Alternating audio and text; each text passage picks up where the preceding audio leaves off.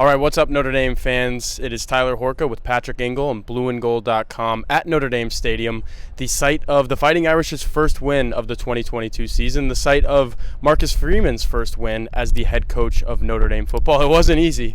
He gave a little bit of a sigh of relief, a literal sigh of relief as he was exiting the field today. Reporters were all there. We obviously spoke to him after the game, so we got plenty to talk about. Notre Dame's 24-17 victory over Cal came down to the wire, literally the last play of the game. It was not over until it was over and the clock said 000. So all of that in mind, Patrick, your first takeaways and your immediate thoughts after that game.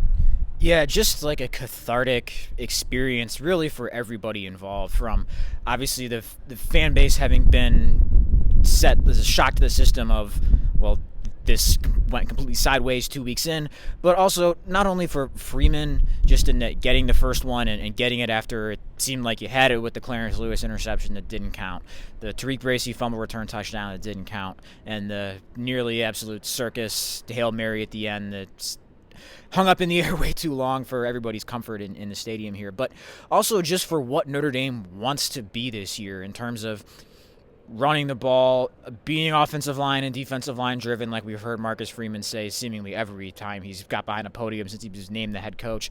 Notre Dame was finally able to do that today, and it's running backs alone. This game, 35 carries, 114 yards, I believe, give or take 5-6 yards in there. Either way, it was more than they had in the first two games combined, nearly as many carries as they had in the first two games combined. So just being able to see them lean on that to get the offense going in the second, third, fourth quarter, and just what that was able to do as far as making Cal respect that and how that opened up, numbers on their perimeter that you saw Notre Dame lean into with that, kind of quick hitter passing game. A lot of what you saw Marshall do last week to beat Notre Dame, really. And then on defense, we've seen, the defensive line be what it was and really good the last few years, and then not be that the first two games there. So to see them get 6 sacks, to see them finish it off in the way that they did, to see Isaiah Foskey end a drive on 4th and 10, and really Cal kind of being an antidote for both of those, with a run defense that has struggled against two teams that weren't very good that they played the first 2 weeks, and then an offensive line that really didn't play a good first two games there. So an on-paper friendly path for those two lines of scrimmage to get right for Notre Dame, and that's exactly what they did. We'd be remiss if we did not mention that Drew Pine has started one game as Notre Dame's quarterback, and he has one victory. It looked very shaky from the start. I think Marcus Freeman kind of pinned that first throw. I think he was trying to hit, was it Styles? It was Mayer. Styles, Mayer, and Tyree are the guys that he was throwing to the most. But his very first pass of the game, you get him out on the run a little bit and just try to hit a pass out into the flat. He threw it low. His intended target didn't catch it. And then there was one series in particular where he missed Mayer on a flat route, and then Mayer was wide open running like a little skinny post across the middle of the field. Totally took advantage of a defensive back, which is impressive for Mayer's size to get that open on that route against a player like that, and Pine just airmailed him. I think at that point, if you're Notre Dame, you're thinking, oh no, like we're starting a guy who is going to look like this all day. But he didn't. He settled in. He got a little chewing from Tommy Rees, got a chewing from Marcus Freeman, but he got a lot of support from his teammates. I think I took that away from the post-game press conferences where, look, the team loves this guy. Did he only complete – well, he completed 17 of 23 passes, was really good, but was it only for 150 yards? Yes. He only had a couple touchdowns, but here's the thing. He didn't throw an interception. You knew that if you threw picks in this game, you're probably going to lose. I think this game played out exactly how everybody from a Cal perspective, from a Notre Dame perspective, thought it would. Defense, I mean, I don't know if people had 7 straight 3-and-outs on their bingo card, because that happened, a collective 7 straight 3-and-outs, but Drew Pine needed to settle in, and I think the RPO game was fantastic with Drew Pine. I don't know what you saw from the Notre Dame offense in that regard, Patrick, but I was pretty impressed, and I think it's something that Notre Dame can take and, go beat up on a North Carolina defense that hasn't been good. You're going to have to score more than, 3 scores probably to beat that offense at North Carolina, but I think that offense that we saw from Notre Dame today, you mentioned the running game, and then what Drew Pine was able to do consistently in the passing game, I think that travels. Yeah, like I mentioned to you when we were sitting in there waiting for Marcus Freeman to talk to us after the game, is like you look at the stats and Pine only had 6 incompletions, and it's like, whoa, this doesn't match up with how he started with the 2 gimmies that were there that you got to make those throws. And that's exactly what Tommy Rees told him over the phone in that video that everybody saw on the broadcast, and that Drew Pine admitted that he had seen himself by the time he talked to us afterwards. And yeah, something that translates, and you see those 6 incompletions of it's because he started hitting those layups, those easy throws right on the perimeter and screens and makeable ones that were there for him. And that's really what you wanted to see just in this game is take what's there, make the right play, hit those, and let the skill players go to work in space. And I think that's where we saw what their strength is running after the catch, running in the open field. And we saw maybe what wasn't their strength last week when they tried to air it out a lot, and maybe not a group full of guys of go up, contested catch, get it, 50-50 ball threats that didn't really feel like 50-50 balls. So I think you found something in that regard of like, no, it's not particularly flashy or high upside, but it works. You saw Marshall use a similar plan of attack last week to beat Notre Dame, so maybe this is what just Notre Dame is going to be. Not particularly high ceiling or ideal maybe than what you were thinking of or even the staff was thinking of in training camp, but you're playing your second quarterback and a backup, and the guy you were counting on is now out for the year. You're not really in a position to nitpick ideals, but I think you found what works, and you kind of let it ride here and see where it takes you until you have to go back and recalibrate if someone makes you do that in a future game. Couple more things on Drew Pine. I thought he had his 3 best throws all in a row, and I think it was the fourth quarter. It was the beginning of the fourth quarter where Notre Dame's facing 3rd and 5. Lorenzo Styles runs a hitch route, which we've seen all of these Notre Dame wide receivers run over and over, Michael Mayer included, and Drew Pine hits him right on the money. And it was a perfect pass. There was another throw in there, the Audric Estime throw, but I think I'm missing one. There was another throw somewhere in there, but the Audric Estime pass, and correct me or back me up here, Patrick, on that other one, but the Audric Estime throw was Drew Pine checked into that, and he saw the pressure. He said, Cal's coming. I'm going to be able to get my guy one-on-one. If I hit him on a slant over the middle, he's going to take it, and he did for 30-something yards. Was there a Michael Mayer pass in there, too, that I'm missing? Bottom line is Drew Pine, when it mattered most, was able to hit those throws. Were they flashy throws like you mentioned, Patrick? No.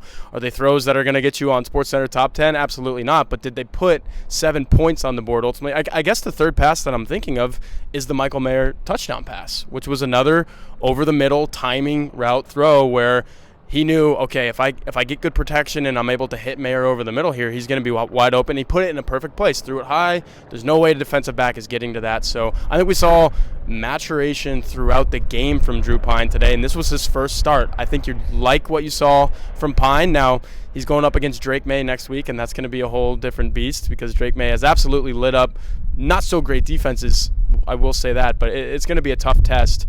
Switching back over to the defensive side of the ball, when you really think about it, outside of that drive against Ohio State that put the game away, 90-plus yard drive, and against Marshall there was another 90-plus yard drive that put the game away. When you think about it, though, 21 points against Ohio State. Take the pick 6 off the board last week. That's 19 points. Today was 17 points. You're holding everyone to about 3 scores. Yeah, the Notre Dame offense isn't good enough, and you're going to lose some games if you give up 21 points, but by and large, I think the Notre Dame defense, outside of maybe some tackling issues and the propensity to give up a couple of those big drives, almost gave up one here today. Like you said, you thought Clarence Lewis ended it. You thought Tariq Bracy ended it. There were a couple plays there where you said, okay, it's over, but all of a sudden Cal's nearing the 30-yard line and they have a chance to tie the game and maybe win the game if they go for 2. But again, by and large, I think the Notre Dame defense is going to keep improving, and it hasn't been that bad through 3 games to begin with. Yeah, I think this one feels a little bit more sustainable in the sense of even though the point total isn't all that different, just feels better or just feels like a more dominant performance in a way because you had more havoc plays, more tackles for loss, more sacks, even though there were still some missed tackles, a couple of big runs there on a drive that Cal, I believe, took the lead on in the second half.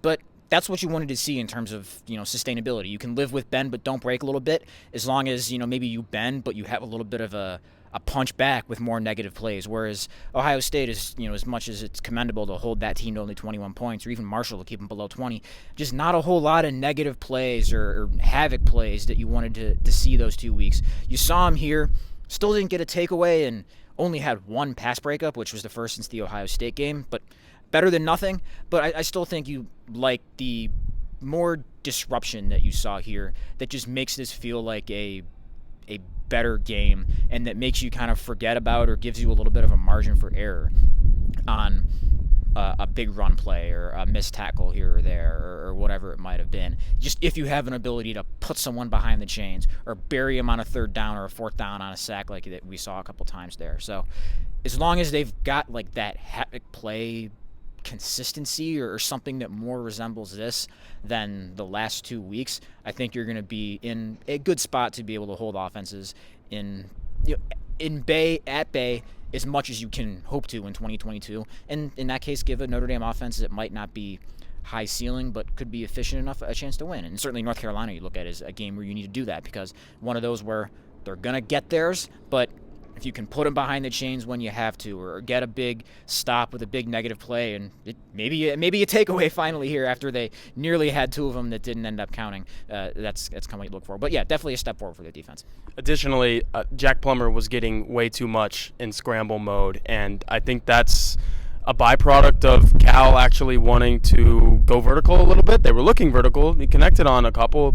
There were some overthrows from Jack Plummer as well, but that's something that Notre Dame is going to have to shore up, because they're going to face some quarterbacks here where if it's that easy for the quarterback to run just simply because you have wide receivers running down the field and they're taking linebackers and defensive backs with them, and all of a sudden a guy like Jack Plummer, who you don't really peg as a big-time athlete at quarterback, is getting 15 yards, 20 yards here and there, that could really come back to bite Notre Dame against offenses that can already do a lot just based on what they, just who they are. That is a North Carolina, so that is coming next week. But that's all from us here from Notre Dame Stadium. Again, Notre Dame gets its first win of the season, the first win of the Marcus Freeman era. Drew Pine's first win as a starting quarterback for Notre Dame. We will catch you guys next time.